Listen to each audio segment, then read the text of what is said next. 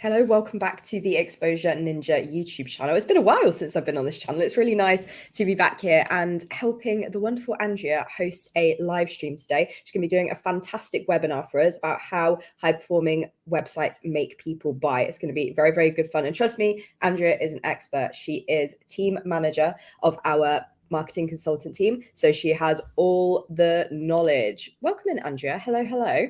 Hello, Jess. How are you doing today? I'm good. It's been a while since you've been on the YouTube channel as well, actually, isn't it? I know. My hair's growing crazy long. I'm like looking like Rapunzel at the moment. Completely. We're going to jump right into the webinar. But if it's your first time here, or actually if it isn't your first time here, just let us know where you're watching from. Or if you're feeling brave, let us know what the biggest challenge you're facing with your marketing and your business is right now, or just a business challenge you're facing. We're all going through them. We all get it. We all understand. So you can absolutely share in the comments. But Andrea, I will hand over to you and pop up your wonderful presentation. Very excited to hear what you have to say. Thank you, Jess. So hello and welcome to Exposure Ninja's webinar, which is very much going to be all around how high-performing websites make people buy. So it's lovely to see you all in this very kind of spring winterishy kind of day. I'm not sure we're into a season at this moment in time. As always, as Jess says, our webinars, they're very interactive. It would be great to hear from everybody today. I'm in Nottingham, which doesn't know what it wants to do with the weather today, so it'd be lovely to hear from all of you. This webinar today is very much going to be like, even if your website is making hundreds of thousands of pounds every single month, there are still going to be opportunities to milk it for more money. Now, at the end here, we're going to open up to some questions as well. And as Jess has said as well, if you don't have any burning questions that you want to ask, there's nothing that you're thinking about, I would say at this time, have a real think about what you believe is holding maybe your digital marketing back at this time, what's stopping you from succeeding. And then after the webinar, we can all have a chat through, help give you some ideas from myself, from like-minded businesses, from Jess as well. So on with today's webinar. So my goal really for this session is I really want to help every person who's got a website. We want you to be able to use this website as a business tool. And the best thing about this is that all these strategies we talked through today, whether you are a new business, an established business, an e-com, a service-based, a lead gen, there's going to be a lot of value in this session for you. So before we dive into that, I'd like to give you a bit of background into who I am and why our thoughts and opinions should matter to you today. So personally here, you're sure you're very shocked to hear that I've got 25 years of experience because of my youthful good looks. But in 25 years of experience in basically every kind of media going, so I've worked in radio advertising, TV advertising, outdoor, digital marketing, my experience is going to tell me that this is all going to boil down to the who, what, and why. Who are you targeting? What do you want them to do? Why they should do it. And I don't want to oversimplify things here, but these are the basic principles that if these aren't done correctly, this means you are leaving money on the table. Now, I'm pretty sure a lot of you guys here are going to be pretty familiar with us at Exposure Ninja, but just in case you're not, we're going to give you a little bit of a breakdown of us at Exposure Ninja. So we've been delivering results for our clients now for over 9 years remotely. So not just since the pandemic, this has been a way of life for us for a really long time. We've helped over 20,000 businesses with our review service, and we've scaled our own business to around 100 ninjas as of today. Most recently as well, we have also won lots of awards. You can see here, this page is getting bigger and bigger by the year, which is wonderful to see. Really to prove the kind of results that we're driving for our clients and what we're talking through with you today can make you award winners as well.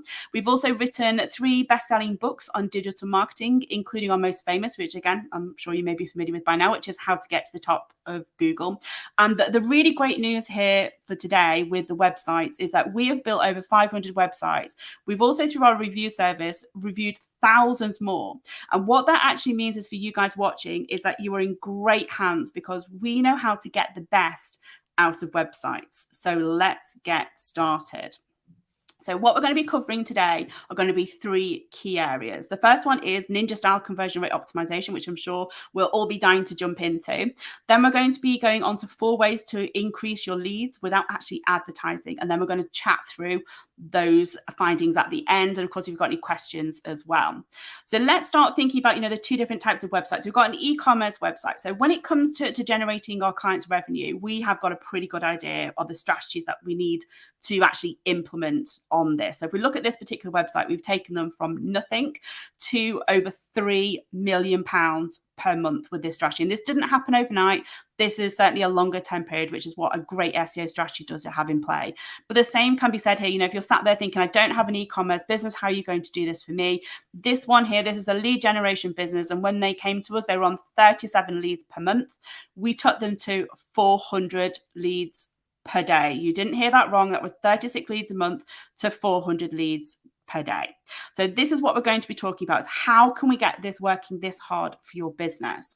Now, this is the important stuff. So if we think about this image that we can see right now for 1 second, 1,000 people visit a website like this one that you can see on your screen.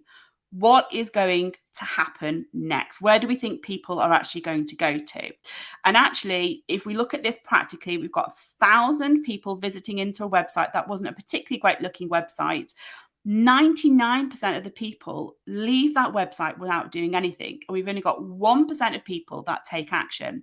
So this is going to give this website a conversion rate of 1%. And actually, you might be sat there thinking right now, wow, that is massively wasteful. 99% are not doing anything when they come into the website. How am I going to make my business actually work profitably?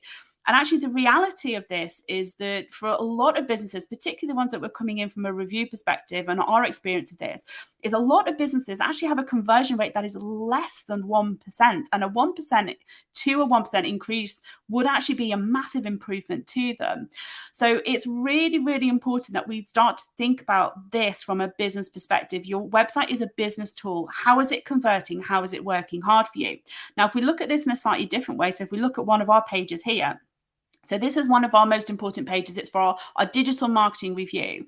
And we can see here, if we throw 1,000 people at this page, where do we think this is going to be converting at? And this kind of page, to give you an idea, is got a monstrous conversion rate attached to it.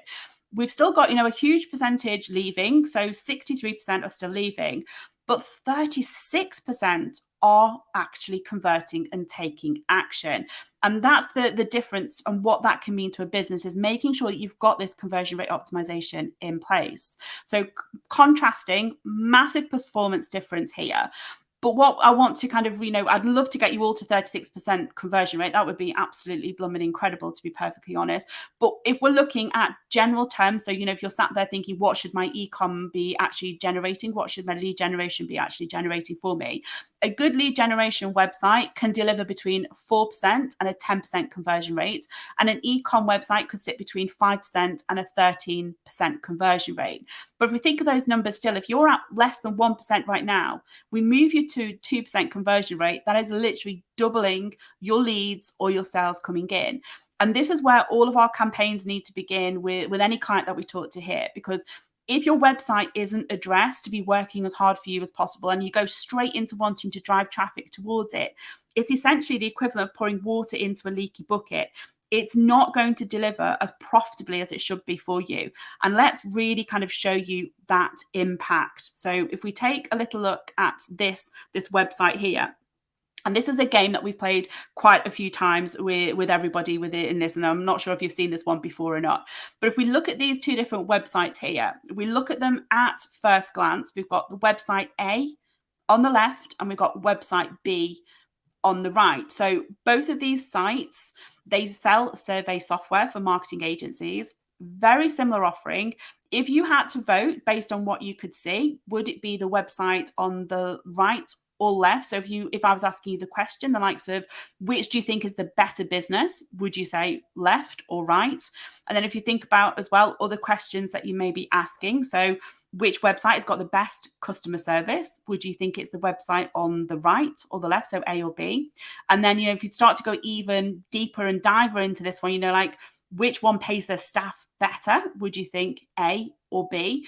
And we've played this game, as I say, so many times, and B always wins. It wins absolutely hands down every single time. And the reason for that is because people, myself included, I'm sure you are as well, we're really judgmental. When that saying comes along of don't judge a book by its cover, that is absolute nonsense. That's exactly what book covers are actually for. And we should know, because obviously we've actually written quite a few of them ourselves. And it's that judging that people have when they're looking at your website. It's the first impression. The first impression counts. So you need to make sure that you've got a great looking website that's going to give everybody the information that they need at first glance. That's so important.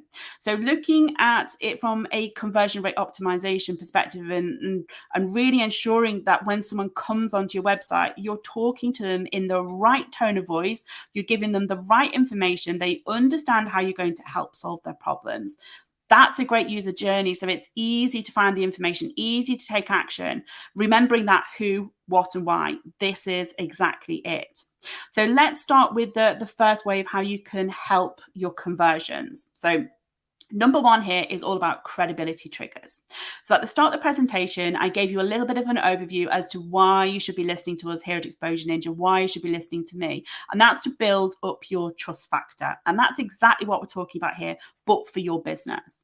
So good old Amazon, they led the way here with their reviews. And I don't know about you guys, but I will 99% of the time check out reviews on Amazon before actually making a purchase. It's part of the buying process. And that is what's exceptionally important. So when we start to have a little look at this deeper, it is an absolutely painful truth for all businesses. If we don't give good visitors a reason to actually believe that what you do is good, they won't believe what you do is good. And it's absolutely as simple as that. And if we think about this in its more simplistic form, let's say you go to an e-commerce website, they've got no third-party reviewer on the website, there's no reviews, there's no credibility. Then you move to another website that offers exactly the same brand, exactly the same product, and they've got reviews on their website. You're much more likely to have the buyer confidence to purchase from that website because others are having a great experience from purchasing from them. And that's really what we're looking at here in a nutshell.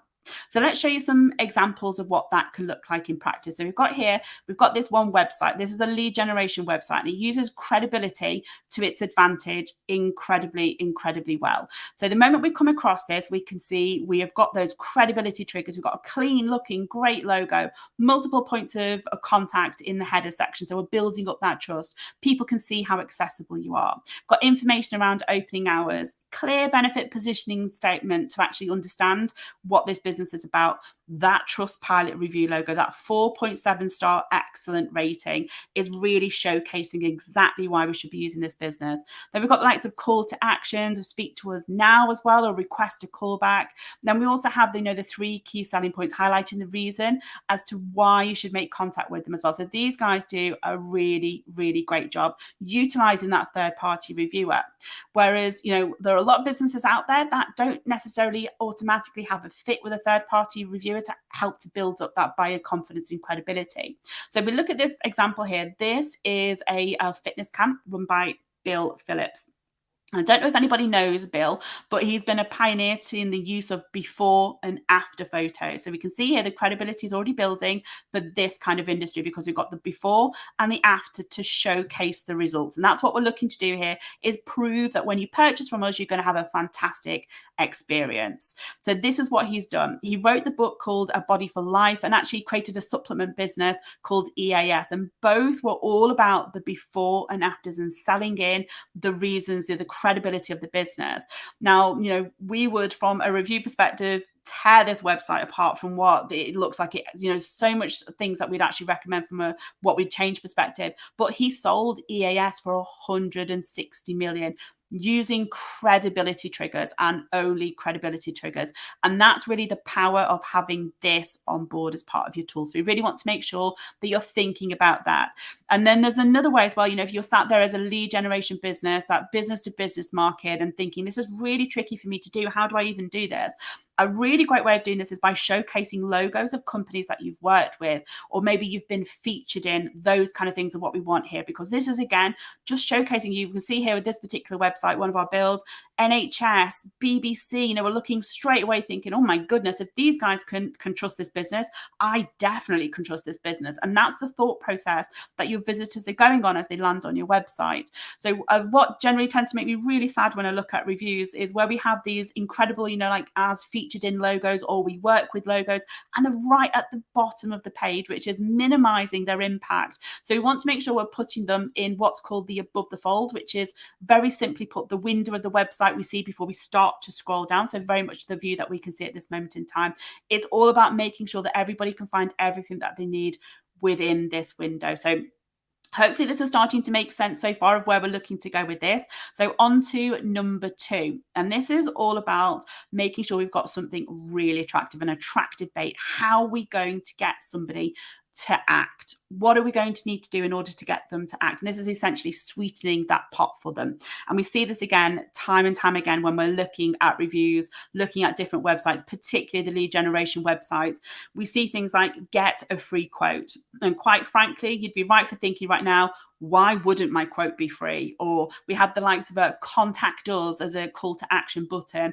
That takes somebody very generically through to a contact us page. Why should I contact you? Why should I contact you in comparison to somebody else? What are you going to give me? What are you helping me to solve? So really, really important that we look to get this up and running. And we can see with this particular call to action, this is not a great call to action at all. It's absolutely buried in a block of text. Whereas actually, if we look at this kind of call to action here, this one is loud and proud. It's clear on the homepage. It's got a great hook in there. We've got a free sweetener as well. So why it's, inquiring for your personalized quote, it's also offering something for them as well, where they'll get a free visualization. And it's that kind of compelling hook in, that compelling reason that will get somebody to actually take action. So really important that they're the kind of things that we are looking at here. This again is, looking at another website here. This was a really interesting one for the PPI market when it was up and running. We have here, have you had PPI as a call to action to get somebody to ultimately take that step for them. We had when we were looking at a lot of competitors within this market, they had a lot of contact us, very generic, not going to make somebody take action or start your claim. So really, as they know, there's no incentive with contact us. Start your claim is too high commitment. What we wanted to do here was find that middle ground where somebody can actually see whether or not they've got a reason to actually take that final call to action. So this was a great call to action, a great first step to get up. And to give an idea here, that organic traffic on their homepage converted at over 30%. And that's really the power of having that right call to action. And really, because we are absolute conversion rate optimization geeks, we even tested this at another level as well. So we built this site as a test project, tweaked the wording to find out how much you could claim. And we literally were selling money over here. 33% conversion rate from organic traffic. Absolutely insane. But this is really what it's all about, is making sure that you're targeting your audience, what's going to be useful to them, and then hooking them in, getting them to take that final action. Now, of course, if that is something that you are potentially struggling with, you can at this moment in time go over to exposureninja.com/review, and myself or one of our team here will carry out your free digital marketing review and show you those opportunities of where we can see for your business what we would recommend for you guys as well. So have a little look over to our website if you haven't requested one already, and we can have a look at that for you. But we are not done yet. On to number 3. And this is all about making it really obvious what people should do. And you wouldn't believe how many times that this is not obvious enough for people. So very simply here, your conversion goal should be the most visible element on your page. We don't want it buried like we saw in that previous example. We need to make it as easy as possible for people to contact you in the shortest time possible as well. We can see here another example where actually they could do with a bit of a reshuffle when it comes to that layout perspective. The website here, it encourages us to send us a message using our contact form. There's no compelling reason. We can't find it. It's not easy to see. It's part of the text overall. This is not what we want. It really isn't. So here is how we are, thinking this is how you need to fix it. With a lead generation, we always recommend to get a call to action form in place above the fold in this kind of example, as we can see here as well within exhibition stands. It's exactly where it needs to be. We know straight away where that next step is. Ultimately, people don't need to go digging for it. It's right in front of them.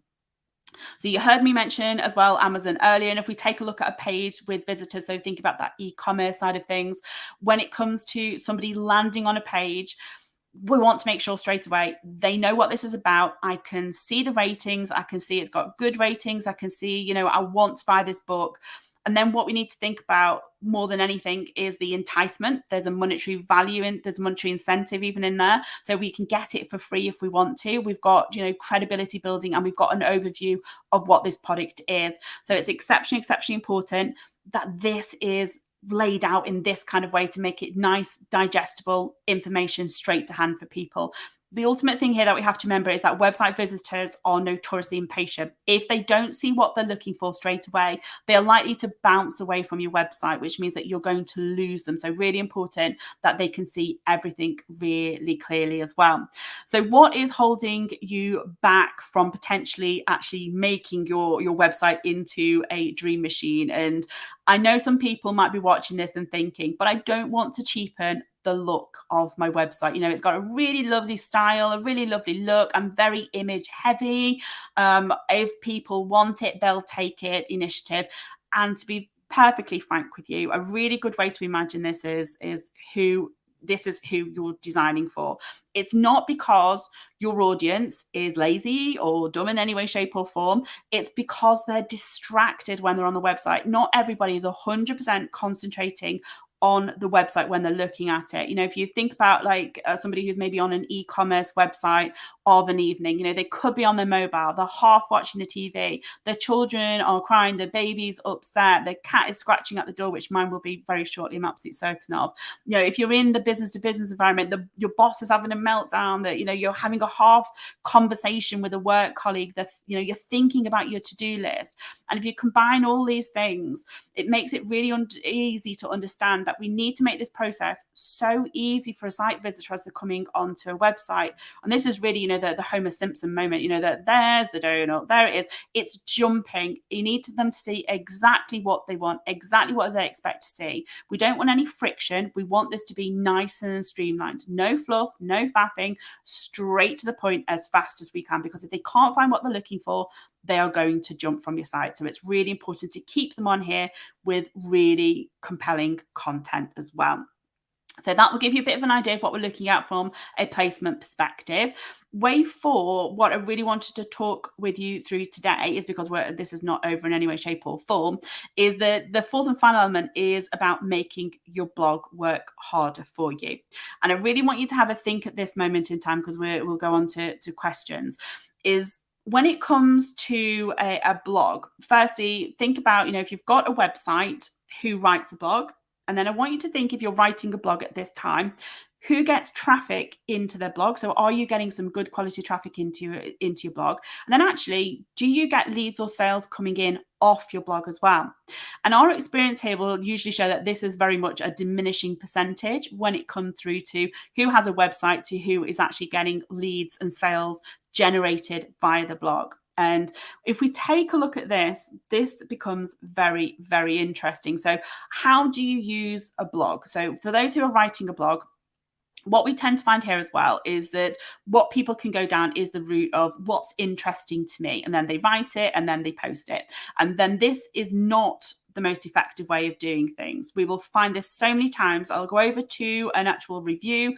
I'll go over to a website when I'm doing a review. We'll go to the blog section, and sometimes it's called the news section as well, which will probably give you a hint of where we're going with this.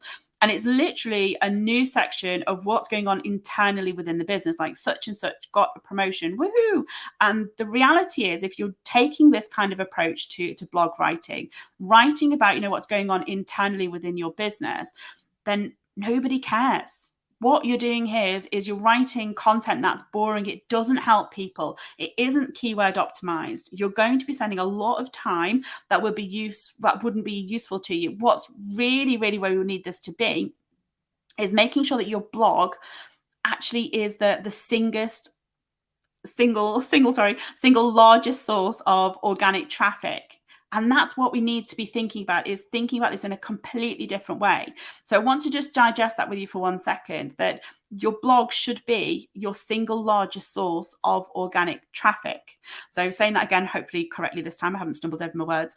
And that surprises a lot of people when we talk to them, because they don't expect that in any way, shape or form. It's kind of like a blog is like something that you sort of have to do, or you sometimes do. But when you look at the power of a blog, it gets really, really interesting here, because what we need to think about is that organic traffic to begin with is the most qualified traffic in the history of any kind of marketing. Where do you go to when you are actually looking to buy something? At the very moment you want it, you go to Google. Whether you're looking for a new sofa, a new bed, a new project management software, you go to Google and you look for answers, essentially looking to Google to provide a solution to a problem. And this is why it's so qualified, because people are looking for answers there and then to a problem that they're looking to solve. So if we look at really the power then so we know organic traffic is the most powerful, and also, blogs should be providing the most traffic from an organic traffic perspective.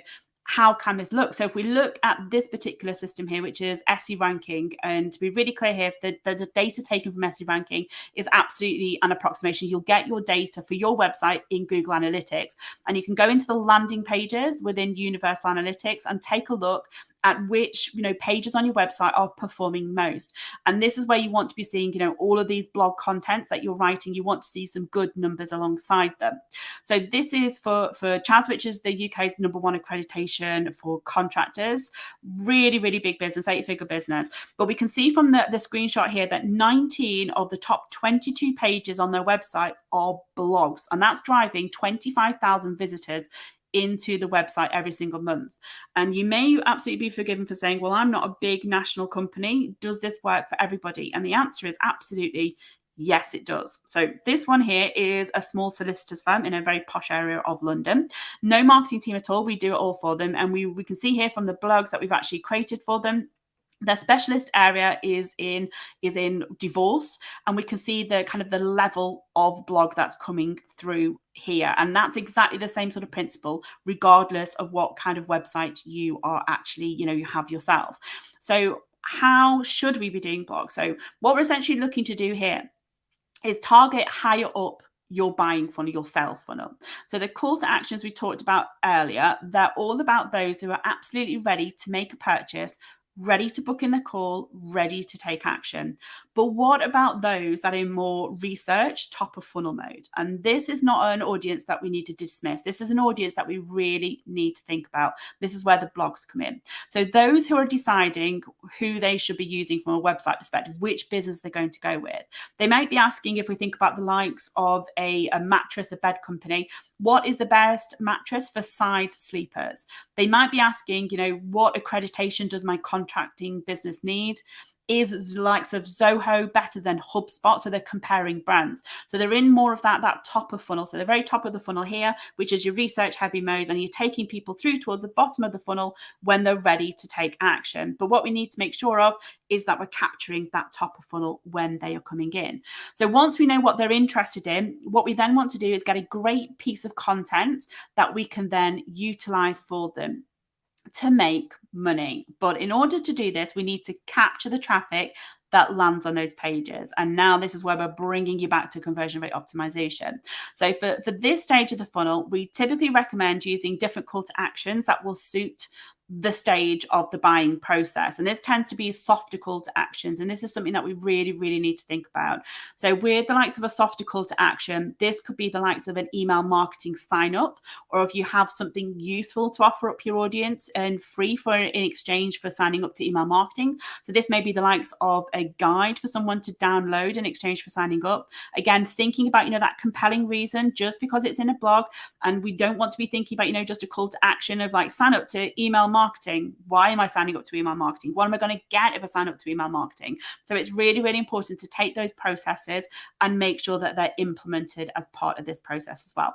And to really show you what we mean here, if we take one of our blog posts here, what we can see, there's our lovely Jess in the corner of this one. We offer a call to action on the sidebar here, but also across the content. So as somebody starts to scroll down the blog post, they get different call to actions offering them up. And there's a few different reasons for this, because if you think about it, if you're doing a big in-depth piece of work and somebody jumps off halfway because they found the answers that they were looking for towards the top half, and you've got your call to action stuck at the bottom of the page, they're not going to take action. They're not even going to see that call to action. So it's really important to consider what we've got here is the likes of that side call to action where somebody can get up to, get weekly marketing tips straight into your funnel itself, into your email marketing, or the likes of a softer call to action, again, where it's downloading a guide, something useful to them within the text itself. So really, really important that you start to think about that target audience and what is important. We look at the likes as well as the likes of Huel, and I'm sure everyone's heard of Huel. Where we're looking at this is they are absolutely smashing their marketing. They do such a fantastic job here.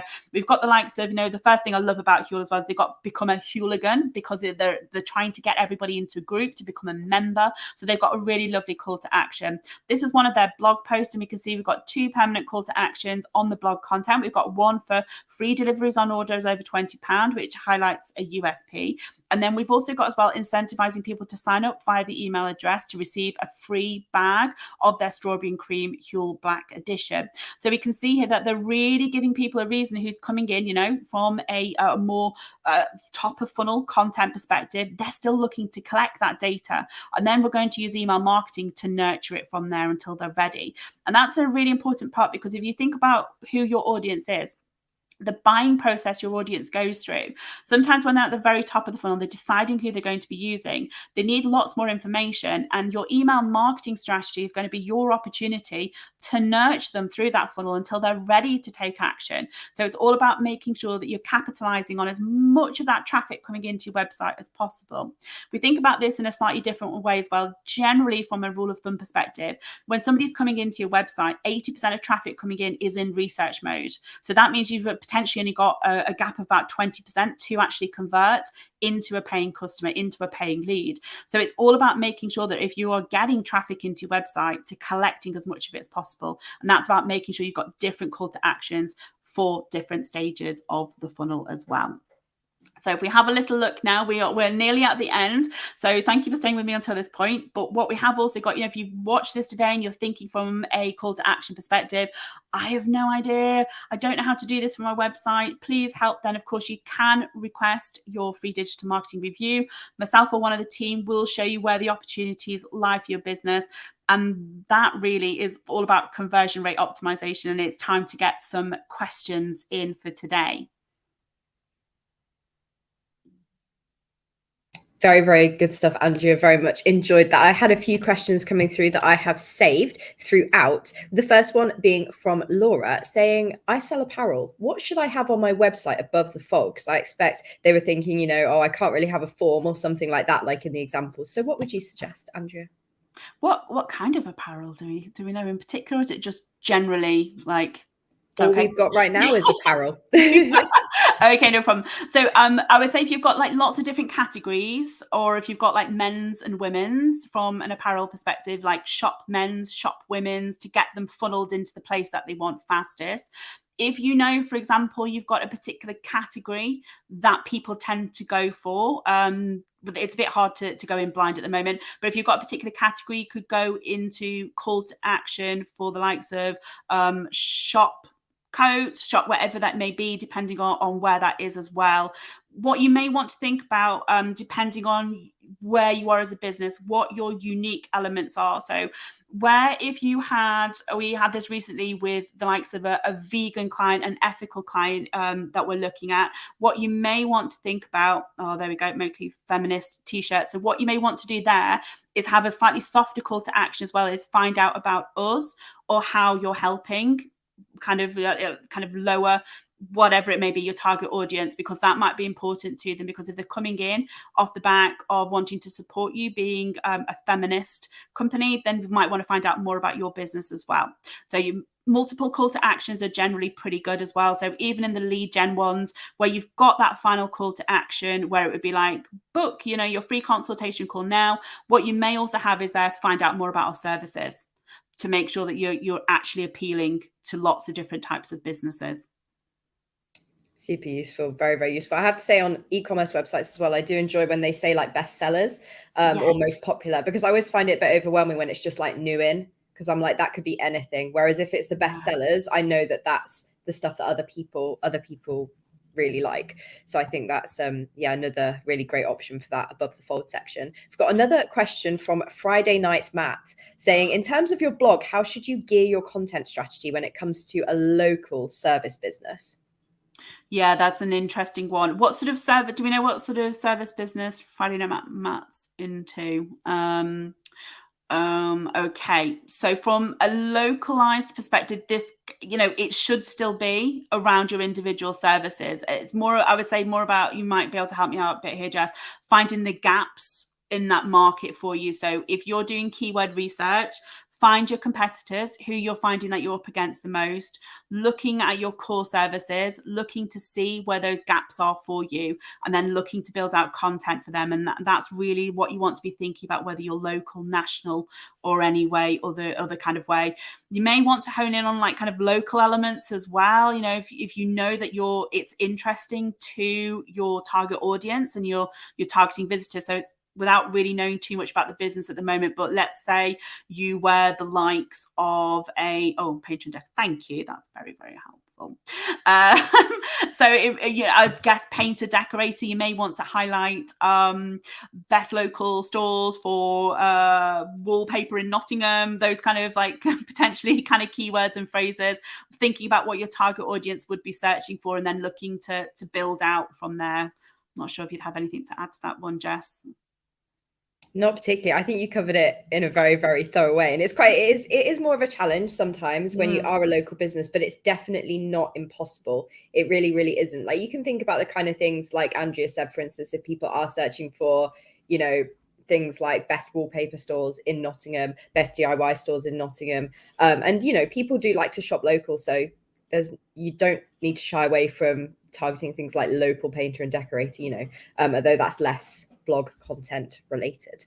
Got another question for you here. Well, this is less of a question, but I feel like it's a good discussion. So Luna Blind said that 3 out of 5 of their top pages in Search Console are blog posts. They're getting lots of impressions, but very few clicks, according to Search Console results. So I thought it'd be quite good for us to have a chat about why that can happen, whether it's to do with sort of the content you're creating, maybe the title, the description, the things that are actually appearing on Google. I'd just love to know your thoughts, really.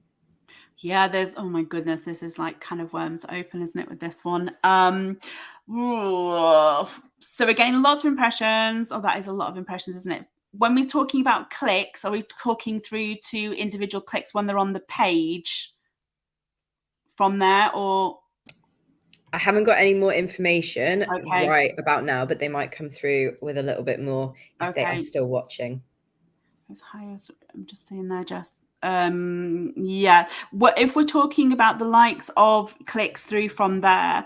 There's a couple of different things going on. So with blog posts, yes, they are research heavy. So it's all about, if you've given everybody an answer, you don't have call to actions, you don't have something that makes somebody want to take the next step, take that action. There's absolutely a potential danger there that you haven't gone after the right kind of subject area for people to actually bring them in from a qualified perspective.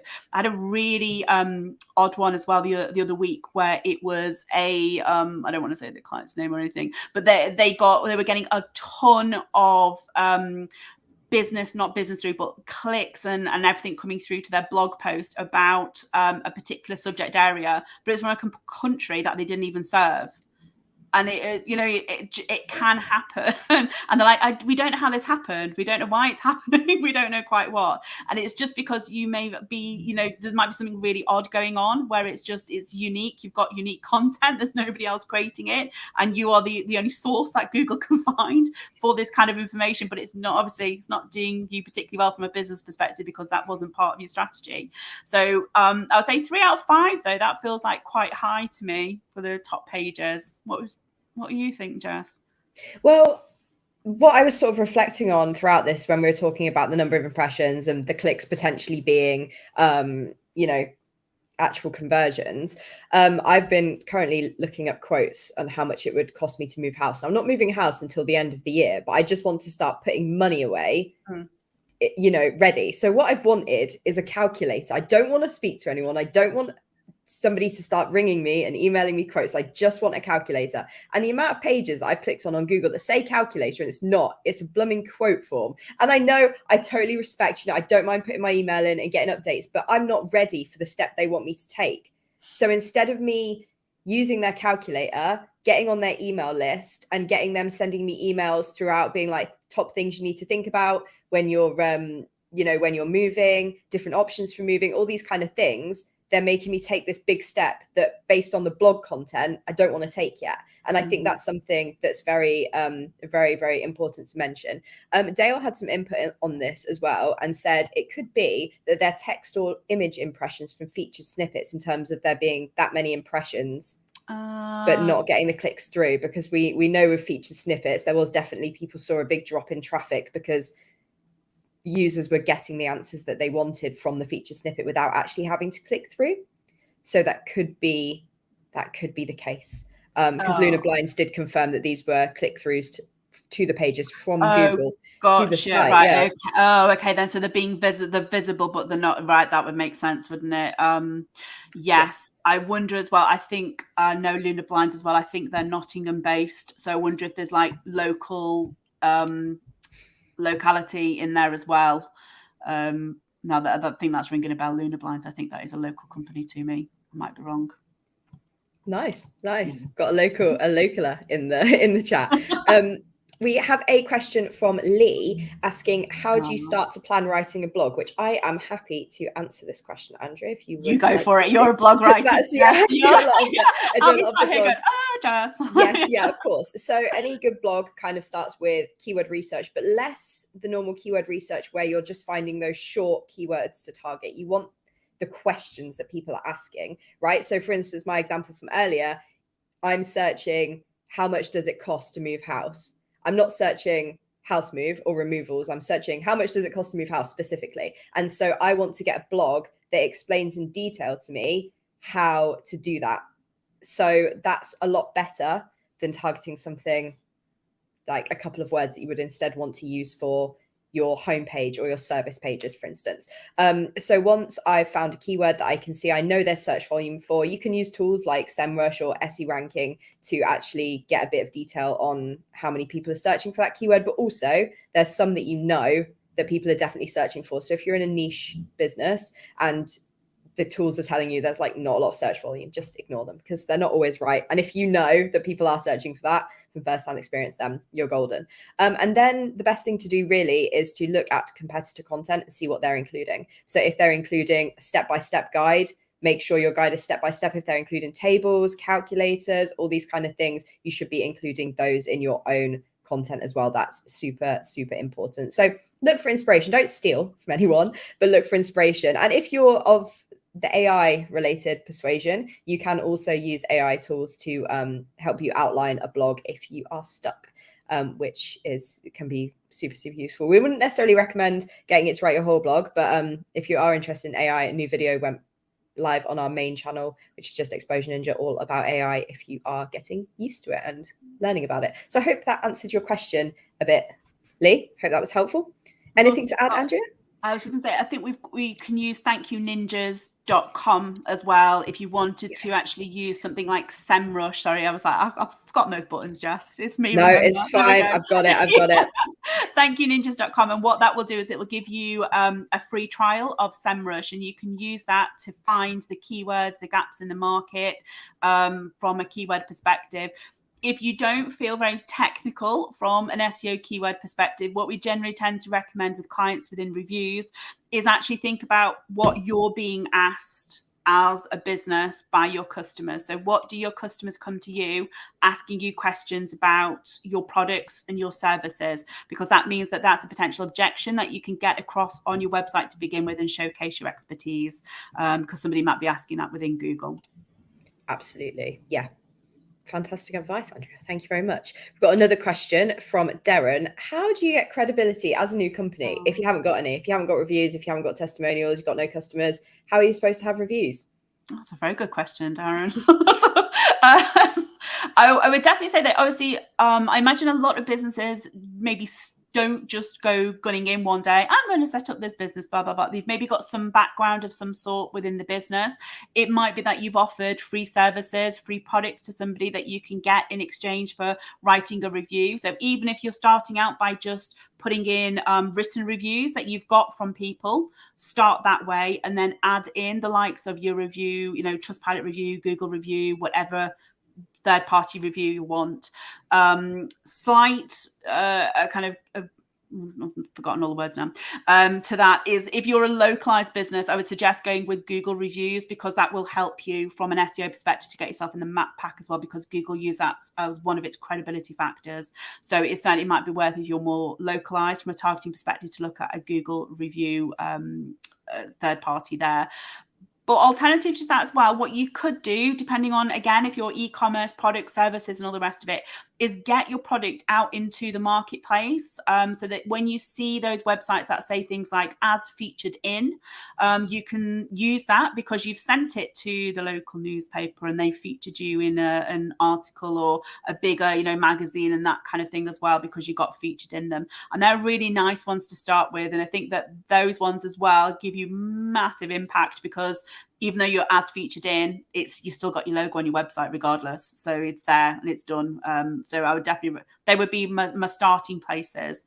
Not sure if you've got any other thoughts on that one, Jess. Yeah, it leads quite nicely on what you were saying about, adding those kind of things to your website if you have been featured somewhere. You can also do the same with if you have any certifications, like especially if you're a service provider, if you've got some certifications, it's really nice to see. Like I see this on vans around town, and I always see Chas, which is one of our clients, and that kind of makes me chuckle because I'm like, I know them.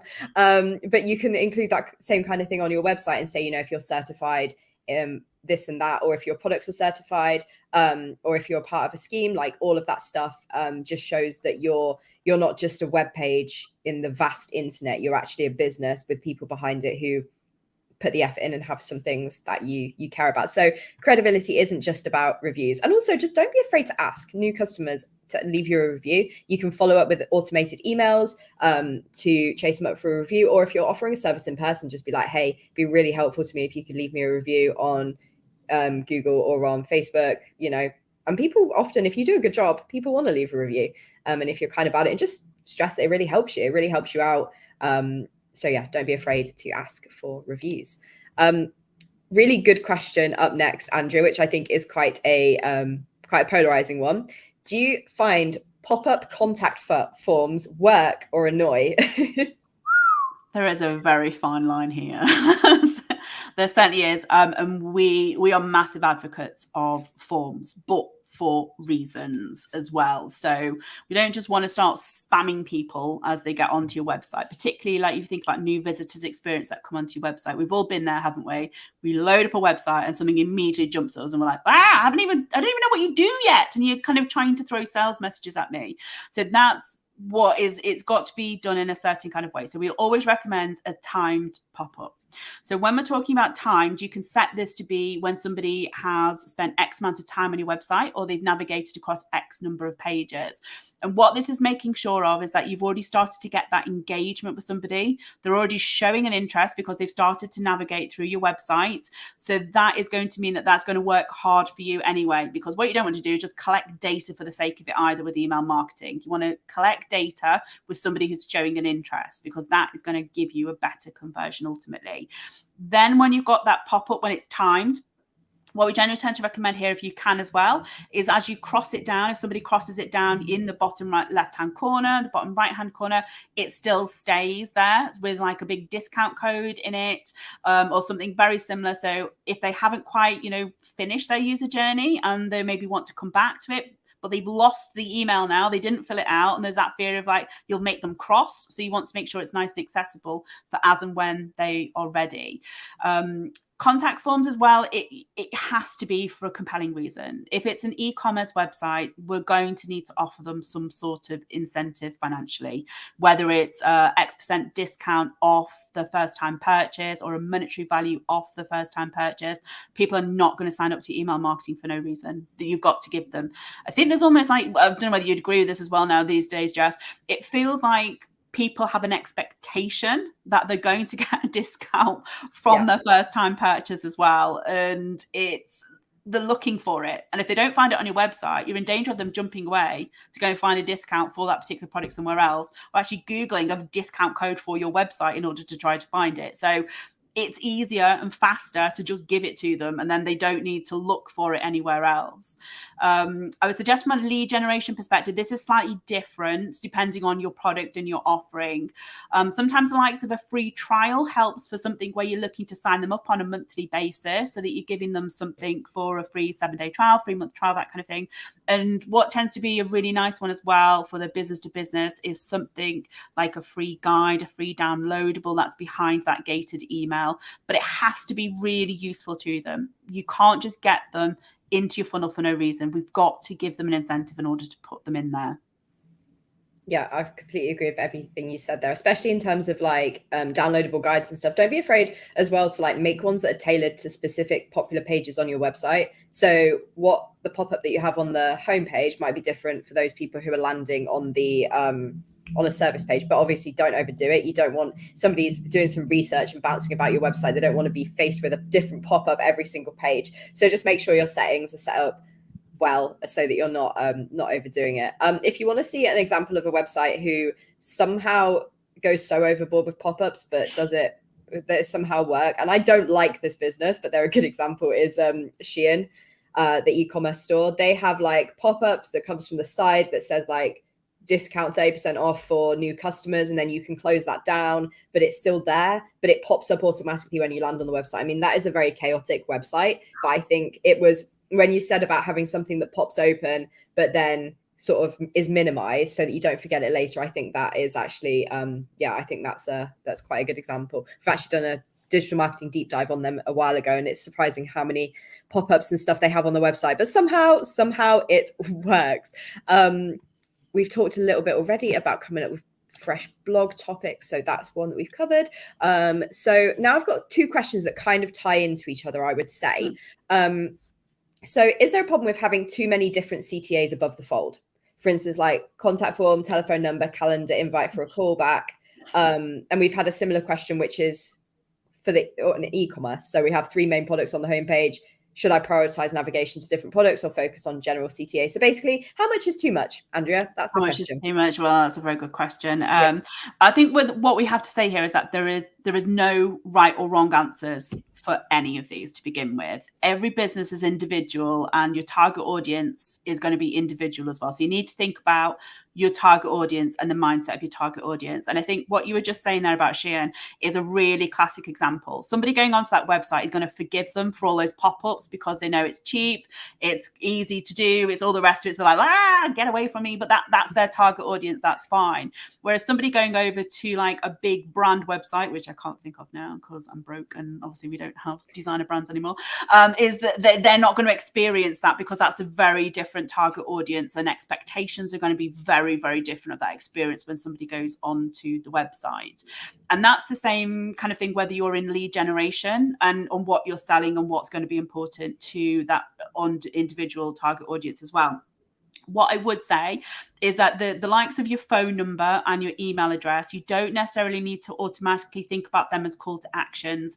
They're credibility building as well, because if somebody comes into your website, we find this a lot with e-commerce websites, they don't put their phone number in there, and it drives us absolutely bonkers, because that's the first point of credibility building for any business. Is they go, this is a real business. There's a telephone number. There's going to be somebody on the other end that I'm going to be able to speak to, have got problems, issues, and all the rest of it. So yes, it absolutely can be classed as a call to action, but just simply having your phone number there is not an automatic call to action. That's just an offering up of how you are from an accessibility perspective. The likes of a calendar invite for callback. This is an interesting one because people have to be absolutely 100% ready to go on that calendar invite. And I would suggest from knowing what I've seen, this is a really small percentage number. Even like those call to action forms that don't have, so they're like for the, let's say we're talking about our business free digital marketing review, they're the ones that you want to focus in on, because they're the ones that are hot. They're kind of, they're ready to take the next step, but they're not like, I'm not buying anything yet. That's the kind of the process of what people are going through, and that will be a lot of your hot traffic that comes into your website. Somebody automatically ready to book in a call, I don't think that's as likely, unless you were something like a localized service, like I'm trying to think now what clients we've had with that, like a local sort of hypnotherapy client. So where you're making a booking, an appointment with somebody, then yes, that might absolutely go down that kind of route and be quite powerful. But if you're in the normal kind of lead gen business, I would suggest start with your call to action form and then start to build that out depending on the quality of traffic that you're getting through off the back of it from there. But don't worry about the telephone number, email address, that kind of thing. That's just, we want that there just for good practice more than anything. Yes, yeah, I absolutely agree. I think it's definitely, like you said, definitely depends on your type of business. Like if you are a service business and kind of B2B or a lead gen, you're just going to kind of want to have that main call to action on your screen, right? Whereas if you're an e-commerce, there's going to be a bunch of different things that you're selling and you're going to have to kind of prioritize. Now, you don't want to try and put every single product on your homepage, same as you don't really want to try and put every single last service you offer, on your homepage. So there's definitely, it's worth finding that balance, and you can test it and ask people what they think. Ask them if they landed on your website and didn't know what to do next. I mean, you can use tools like Hotjar. I think Hotjar is free, and that basically tracks people's movements across your website. So you can see where they're most likely to go. Are they most likely to go to your email? Are they avoiding that calendar invite, altogether? Obviously, you can get that data from how many people, you're actually getting through. But there's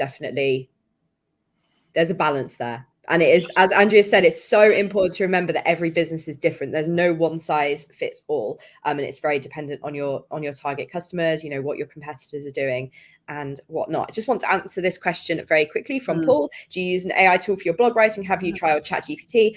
We are quite big fans of ChatGPT at Exposure Ninja. Well, a few of us are.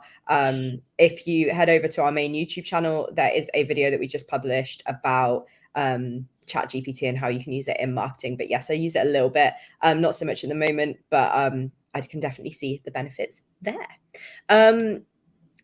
So I'm trying to pick from, I think we have time for maybe both of these questions. I don't think we have any more, so we'll see if we can get through these two. Another question from Laura saying, I'm currently working on the About Us section on our website. How important is it? And what should I focus on including? I think this is a really good question, because this is one of those pages that people occasionally get carried away on, maybe, or don't use it to the best of its ability. So what would you have to say about that, Andrea?